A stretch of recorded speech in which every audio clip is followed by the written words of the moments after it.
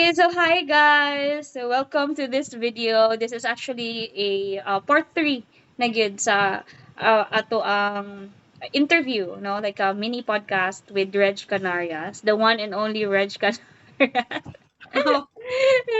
Hailing from University of the Philippines, Mindanao. Actually, as a backgrounder, guys, if you were not with us, first and second part of this video, Raj and I share the same program, no, creative writing, sa University of the Philippines, Mindanao, and a month ago, perhaps, we were on the same creative writing workshop. So the Davao Writers Workshop organized by the Davao Writers Guild and sponsored by Vibal. Oh, nakapa-promote patag Vibal diri ano. And a while ago we talked about our writing process and how we unsa ba among appreciate sa format sa Davao Writers Guild. So if you want to know more about Davao Writers workshop, no, just watch the first two videos and you'd know more kung unsa ang Davao Writers Workshop. But for now, no, a while ago atong na-mention that we share the same program. Like, we studied the same course sa atong undergrad, which is creative writing. And I'm sure, no, dili random ang pag-grab na to sa opportunity or pag-take na to or pag-choose ani na course, no, pagka-college na to. Perhaps naadyo tay motivation behind that. And so this leads me now sa question na to, which is, give us a briefer siguro nga nung nag-creative writing ka, Reg. Nag-creative writing ko kay I thought writing was fun, char. Kanang passionate jud ko magsulat before, pero ang background back in high school kay journalism sa City High. Bale, special program in journalism na class from grade 7 to grade 10. Tapos tung nag-senior high ko, nag-UMS ko, then dito pa lang ako na study ang different genres of creative writing.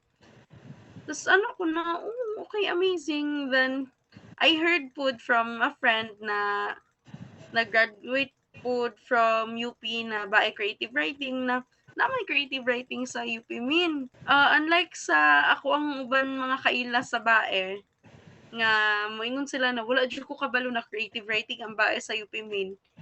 Ako, ang purpose jud na ako nga nag-apply ko sa UP Min was ang creative writing.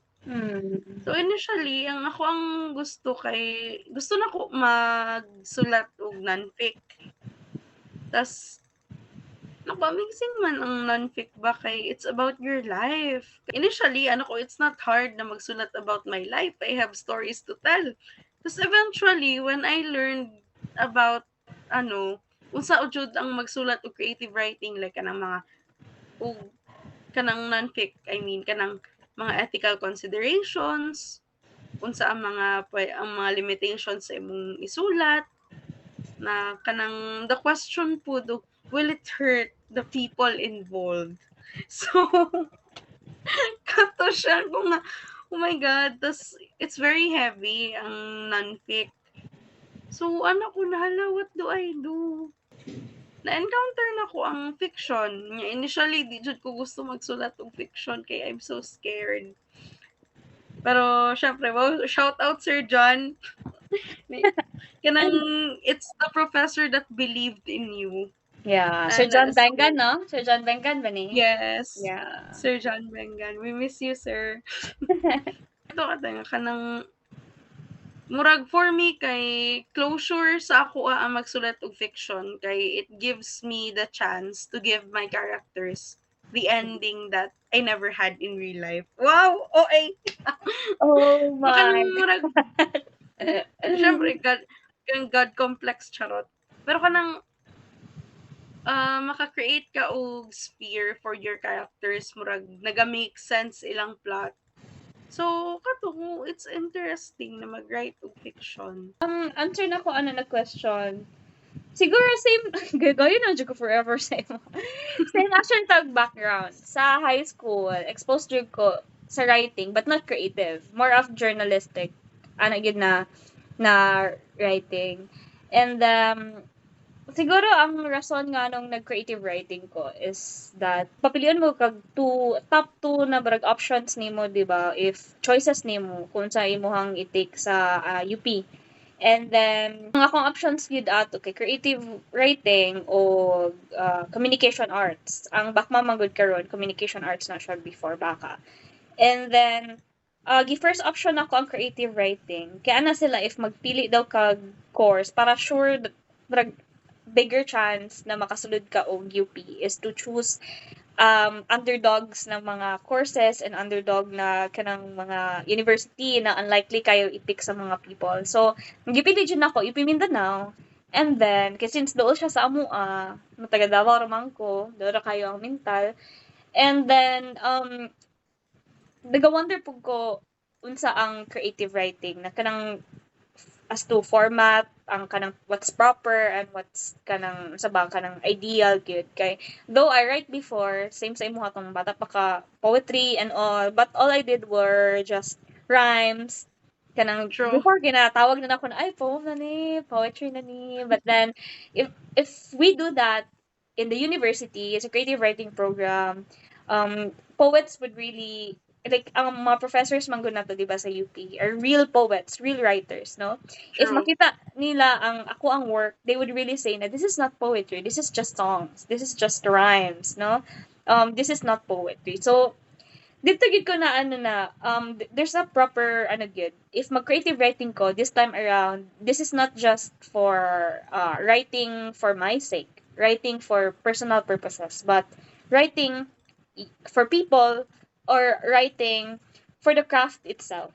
So that's something gid na gusto nako matun-an. And then eventually gyud at first wala pa ko ganahan gyud sa creative writing pag sulod na nako. Ano ko nga ni oy daghanag basahonon oy and then I'm not much of a reader gyud. Dili gyud ko as in reader na kanang long forms no. Kaya na ako mag-read ginagmay but then long forms big hatagan pa naman kag koan kanang Shakespeare. Arago na taosa ni guys oy tapos isabay pa na siya og other subjects na napoy set of readings na tag-as pod. So it was something na culture shock. So I was thinking na ay basig mag-shift na lang ko eventually sa communication arts. But then ay nakaingon sa ako na senior nato I guess na prof pa siguro ni sa Teoria Valdez. Siya naingon sa Mm. ako na, girl, kaya creative writing man ko, girl, kailangan dyan mo magbasa. And then dito ko na ka na, ay, there's no way out yun ay, ani. Kanang, if for you to really learn how to write, you have to read. So, easy lang mang pod actually malove ang creative writing in general. Not just creative writing as the craft, but the program itself, the people you are with. As a backgrounder, creative writing manggod sa UP Mindanao, one block lang usually na jud eh. Sa mo na time, manggod, less than 20 lang me, 17 lang me, and then eventually nanggamay gihapon me. Ingana. So, these people are kanang naka-block section mo. So, ang inyong bond together, ang inyong closeness yun, something different and special good. So I guess that's also one of the reasons why I stayed. Na kay easy lang man i-choose ang creative writing program good kay tungod siya ang lesser unlikely na ipili sa mga pilion sa mga estudyante. But the other side of the coin is that what makes you stay is creative writing, di ba? Not just the True. craft, not just the people that you are with, pati na pod ang mga professors actually. Yung mga professors na, oh my God, nabasa lang mata ko tong una, but this time around, I can see you face to face. Alam ko na, oh, like, nang lahat isa na feeling na, like, somehow, makain ko na, lucky ko, na gipili na ko ang program kay Murag. Something po siya na difficult and only the brave souls can pick creative writing and choose to stay. Charing. So kato, napa ba ka madagdag as to why you stayed? Why you stayed sa creative Bah, writing? Mm-mm. kuan siya tayo, murag, many are called, but few are chosen. Wow! Yeah. Actually, na yung mga mangutan na pod na ka ng mga juniors gani ate. Tas maingon ko na, kaya lagi, it's easy to pick the program. Dili man siya hard to love. But it Mhm. takes balls, sorry sa term, kanang, it takes courage to stay. Kay, murag, piliin mo siya araw-araw. Wow. Ana ang tirada sa program kanang kung unsa man siya kalisod karon, kung willing jud ka na i-improve or unsa bay better term sa improve. Kung willing jud ka na maging writer, kay you have to brave through spibak. on your first week kanang Mhm. mga grabe jud na ma-encounter nimo kay kanang at the end of the day kay wow nabasa nako to tanan Yeah. kay ma-amaze na lang ka. Speaking of that, yun na ma-amaze na lang ka kay kani magud na mga ang ubang writers na ginabasa man gud nato are very kanang far from our own reality ba the Philippines, 'di ba? Kay most of the writers are like ginatawag nila na white men na located yun like ano jud very far off like the language like English not even American English like kanang European sa pabana diha na English. And naaman ko'y dito lang siguro ko nag-start og fall in love with reading and writing per se. Katong naka-read na jud ko regional writers. Like kanang nakaingon jud ko na ay relatable kay siya sa ako something very familiar but different. Same but different. No kay makabasa kag mga Merly Alunan, like kanang oh mga dagat-dagat una mapabayana diri or kanang but this time around what's different unsay atake this time no kanang nag-ano na ang reality ba na ay her reality is also my reality and I could also put mine into writing na mabasahan pud sa uban. And then something that's very unique yun na sa creative writing. Some people would really find us weird, 'di ba? Tananin mo mga weirdo Actually, gyud. Mga weirdo gyud. Moingon sila weirdo ang mga taga UP. Pero mas weirdo ang mga nasa creative writing, guys. lahi-lahi na sphere ang Oo. weirdness. Dito ko nakaingon na, ay, dili pa day ko tantong weird. Kaya na pa yun ay mas weird sa ako. But in a good way, ha? Like, you bond with people who are, like, as weird as you are, or even more. And then you get to realize that these people are human, and you share the same realities, you share the same struggle. And the plus point is, you could put it into writing, di ba? You could make something out of that, even the kanang ang kakapoy, ang struggles nato, you could still immortalize, 'di ba? You could still romanticize whatever's going on with your life. So that's a plus thing na dili nimo kaya himuon if wala ka nag creative writing. Wow. So here Very we go. true. So here we go. How do we encourage the ay ang uban na I fear somehow to take on the program or somehow ano sila ba na ay sama na yun sa mga writing unsa man imong trabaho ana in the future. So you as a person, Reg, what did you get out of creative writing, like kanang how did it change you as a person ba unsay na benefit ba ka or parang nagmahay na ka na nag creative writing ka? Unang-una i-acknowledge nato ang isa sa mga panira na ginaingon nila when you pursue arts in general. Usually, ang concern nila when it comes to arts, wala daw kwarta. Mauna ang usual nato na madungog. Walay kwarta kay di mo magbayad. Charot. Pero bitaw, kanang sa pag-pursue og creative writing, same sa ko na-mention ka ganina, it really takes courage to stay in the program. It really takes courage to keep on writing after ka mag-graduate. Like, maka-find man tag time na magbasa, pero not all the time makasulat ta. Tapos, karon sa pag-inspire sa mga future Mindanao literature na writers, I would say na you have stories to tell. Mhm. And naalang na sa imo if you want to say it like plainly or creatively. Mhm. Think of the things you want to immortalize. And I believe man good tanan katong na-mention nimo na tanan sa to na story to tell. But this time around, are you like willing to share it to the people? Do you want to keep it to yourself? Bang good. And I guess kita as writers and even as individuals, murag tan nako ha, if dili ka willing to share to others, murag wala nimo nagampanan ang imong role as a person. As a person. Kay even masking normal lang ka na person, naman kay murag narrative, di ba? Murag naa kay story to bring with you. Kanang hilig man gud ta, murag ginatawag na sugilan nun. Na murag muchika lang ka sa uban, but then you bring something ba? Not necessarily inspiration, but kay di ba murag ano naman kayo sa mani ano lang siya, like moral of the story.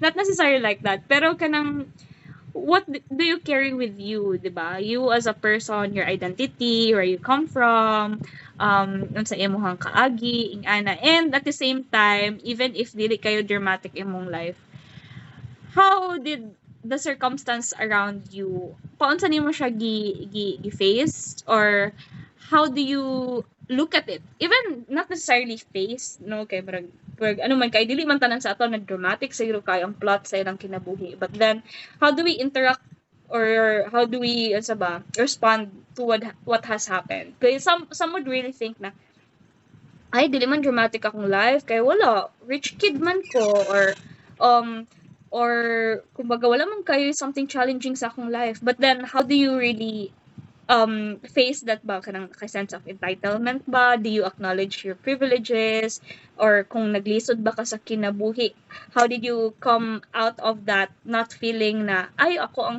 ang bida diri, ako ang makaluluoy kaya ba nga naman usually ang narrative sa mga people.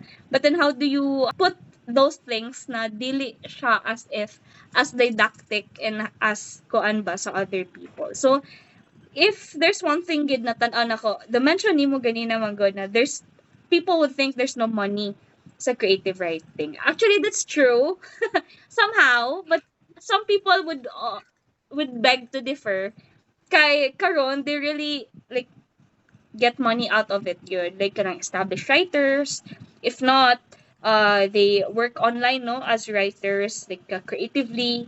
I would think really na if there's a skill that good na you would get from this course, no, kuan jud is to given na writing in general no. Kay masking ano pa na siya fiction, non-fiction, masking writing emails, it would be very easy lang sa creative writing students. And I think na-realize na ko ha, sa office na ko karon kung asa ko nag-work, some would really find it difficult to even just write an email. Like, makaiwan ka na, guys, email lang man na. And then some people would really tend to be not too confrontational kay they wouldn't know how to put it into words, and maglisod sila communicate if kanilang gusto, kanilang kailangan. And sa ato on the practical side, nagay practical application out of all our learnings. We could write emails easily, write letters according to their intention. Like maski man lang kanang how to apply, how to resign, kanang difficult na siya for other people, but for us murag tan-aw nato siguro the communication aspect to it ba, okay, we know how to pick the right terms, the right words to deliver the right message. If gusto nato medyo ang atong atake is intentional, na uban na gusto ang atake kay passive aggressive, na uban na gusto nato medyo shady siya, na uban na gusto nato playing safe ta. And then I guess that's one thing na tan-an ako sa mga writers good na they could really, I guess the word manipulating is just too much, but we can pick the proper words to deliver the proper message or the proper effect sa other people. So if you are really someone who would say na, ay, mag-creative writing ba ko? Sa ba kong trabaho in the future? Actually, a lot of people that I know are in very good places, good. Di gyud ka kaingon na, ay, namulubi gyud sila or what. There are a lot of people who are like working remotely, which is the new rich today. Kaya na lang silang balay. They could be with their family while working at the same time. Napoy other people na naa sa corporate jobs, and naapoy other alumni na naapod abroad. So, naano dyan siya sa tao how you really use your skill, and especially ang values na nakuha nimo out of the creative writing. So, how about you, Reg? Na baka ingan na fear na tanaw mo nimo wala dyan ay kwarta, or bag i-discourage na ba nimo yung mga tao na mag-creative writing, or imo gyapon silang i-encourage na mag-take up og creative writing? Actually sa atong na-discuss karon no na sa imong gi-mention nga kanang naadyoy kwarta pod sa writing. Mag-agree ko kay syempre ma-compare man jud nimo ang writing sa AI ug ang writing sa tao. Pero lahi pod ang writing sa normal na tao sa creative writer. So kanang mura tag mga rare species. So guys, naadyoy kwarta sa writing. Usually nga na ang tanaw sa arts pero naa jud. Especially if mag-study mo og creative writing. Kay if you're good at doing something, you don't have to do it for free. So, ingana siya. And at the end of the day, ma-discuss ni mo yung experiences, and na someone, maybe just one of your readers who needs to hear the words na kaya nimo isulti. Maybe naa kay gusto isulti sa imong past self, wow, healing na ma-receive ana na specific reader. Bale, unsa ba, factor man gud gyapon siya na kanang you can change the world by writing. Depende lang pud sa imong purpose sa pagsulat. If there's one thing yun na nakuha na ko ani program, like apart from the skill, no, kanang a skill that sells, ganina, no, na ano nimo na you could write for yourself, no, na dili na ko na realize na because of creative writing or knowing how to write, it makes you a better person. No, not just a better writer but a better person good. Na if there's one thing I'm thankful for good sa akong self, eh, mao jud ang the choice to make myself better through writing. Kaya I don't think I could process my emotions enough if dili na ko siya masulat. No, as a emotional being, emotional. Should emotional. As someone good na kanang empath ba towards others' emotions, ano na, I get to murag over absorb good things na madunggan na ako, ma-observe na ako, and unsa akong release. Asa na ko siya i-release na dili pud na ako, di ko mag-trauma dumping sa other people. So the safest thing to do is to put it into writing good and process it good as slowly as possible. Kay in writing man good, siguro if you do writing for yourself, no, or para sa imong well-being, no, to be a better person, like wala rush in things. There's no rush in writing, no rush in processing things out, processing your emotions. Unlike na lang siguro if kailangan jud mo magsulat for work purposes, no, you have to be driven by deadlines and etc. Which is something you could also learn sa creative writing. The deadlines, it keeps you going. It keeps you kanang kuan ba the rush of um kanang trying to beat deadlines good. Something that I also learned as a skill na as dili ta mag ano wala to dato deadline guys kaya diha magawas ang tanan. Scrum. Which is something that I don't really necessarily kuan ba kanang ayaw ninyo suuna guys ha sa mga gusto mag-try. Wag niyong subukan, mapapahamak kayo. But then, yeah, you as a person, kita kabalo man tano kung sa tong limitations. And kabalo ta, what keeps us going, what drives us forward. And for us, it's deadline. Tsari. If before maingon ko na, ay, I di ko mean, gusto ma-pressure, nga na, but somehow, eventually, nakingon yun na, okay, man po ang pressure sometimes. Kay, manggawas yun po imong creative juices ba. And then, even sa work, karon maingon ako na, creative writing is not necessarily like a skill no na kailangan ako sa work karon, but then naadjud ko yung mga values, practices na ma-carry over nako sa job karon na makaingon ko na hindi na ako ma-threaten sa mga deadline kay kabalo ko how I manage myself, how I manage my time, unsa ang workload na kaya na ko i-achieve ana good. So in general gyud nakaingon ko na himog gyud kong better person because of creative writing, not just financially but kanang emotionally good as a person. I could process things out. Dili na masway sa mga panghitabo because I could write about it. I could process things out without necessarily hurting other people. I'll just hurt my paper. Even the money na nakuha nako from creative writing itself, I guess mas na-appreciate pa nako ang life skill, which is the processing of what has happened or the processing of my emotions. Something that not a lot of work or course could teach you. Life skill yun na guys, na how do you process things out na dili lang ka eventually mag-breakdown or hurt other people or mahal baya magkuan karon kanang magpa-consult og mga experts, no? Ano tayo kalimot ko si tawag oy na kanang mag-write sila for like was it bibliotherapy ba to? Kanang you read mm, things para ma-okay ka, no, but then there's also sabay tawag ana basta writing, a different kind of therapy gid siya. So how about you, Reg? Napa ba kay madagdag about that? siguro ate overall na kanang makita nako sa creative writing no kay purpose driven jud siya. Dili lang siya kanang as a course or career, kundi part jud siya sa imong life. tama to, wala kayo kurso na nagatudlo nga how to be a better person ana, along with your skills. Tama dili lang jud ang pagsulat ang mahon sa imuha. Tas sa ako kay unsa ba, ako ang people skills kay siyempre, joining workshops gave me the opportunity na makahalubilo og mga tao Mhm, and mhm. mga writers mostly introverts baya. Yeah. So, kato ka ng finding people sa same na element. Purpose-driven jud siya. And that's what I like about creative writing. So, a Um, purpose-driven life sa mukha. Ang atong mga allusions ba kay very ano, ganina nag-mention ka na ano, many are called but few are chosen. Kaya kay purpose-driven life. Wow. Parang, guys, wala na mo gina-recruit ha to a certain faith or certain religion. Gina-recruit lang tamo na mag-enroll sa creative writing. yes. Joke lang, guys. So, kamo gapon bahala, guys, if mag-enroll mo or not. But what we're saying is that it's worth it yun. Worth the, ano, hago, worth the kakapoy, the, ano, kanang, ang emotional, ano, good po, nag-invest po kag emotions to writing, good, sa program, ana.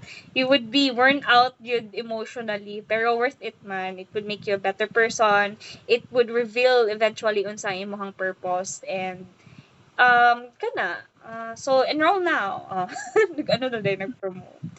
So I guess that's it. For sure napay in the future no napatay mga topics na pwede pagstoryahan. But for now that's it, and we thank you good guys sa inyong time. And if there's someone you know na very not necessarily gifted to writing but interested sa writing, and tan-aw ninyo kailangan niya inspiration or even this words no na share na mo karon basing maano day guys, i-consider niya ang creative writing not just as a course but as a passion, like as a hobby. Writing itself, it's very worth it, guys. So once again, no, this is me, Rizha, inspiring everyone to write, not just for ourselves but to write for the people. So that's it. God bless everyone. Take care. Bye-bye.